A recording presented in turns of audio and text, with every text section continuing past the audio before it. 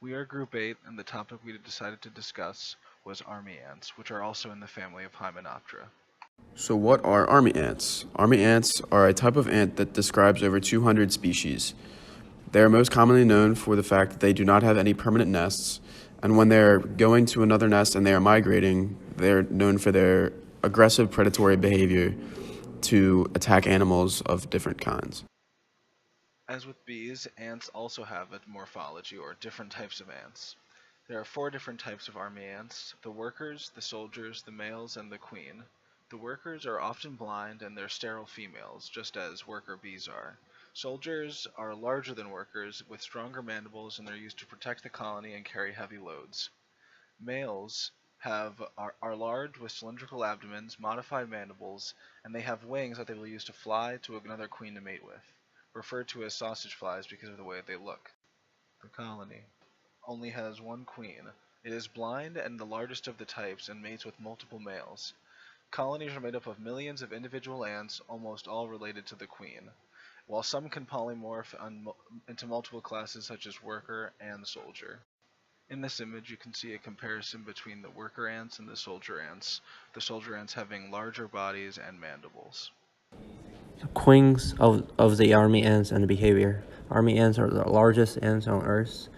Army ants also have a great reproductive ability.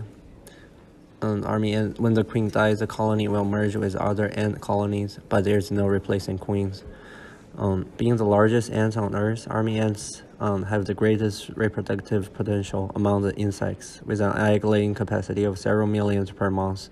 Army ant queens never have to leave the protection of the colony, where they mate with foreign incoming males, which disperse on nuptial flights. The exact mating behavior of the army ant queen, is still unknown. Army ants act in a way that is described as army ant syndrome. Three things that make up army ant syndrome are collective foraging, nomadism, and highly specialized queens. Collective foraging is essentially, normally ants will act in a behavior where they will send one or two scouts to find food resources and then later come back to the colony to ask for help. However, army ants will send out a huge group of foragers to detect and then overwhelm their prey at once. Nomadism is essentially the fact that army ants don't really have a colony that it stays in one place. They're constantly moving, and they have highly specialized queens. So what happens when a colony of army ants gets too big for its size? The colony goes through a process called colony fission. During colony fission, the colony will split in two. Each subcolony will then choose whether to keep the old queen or accept two new queens to head the colonies.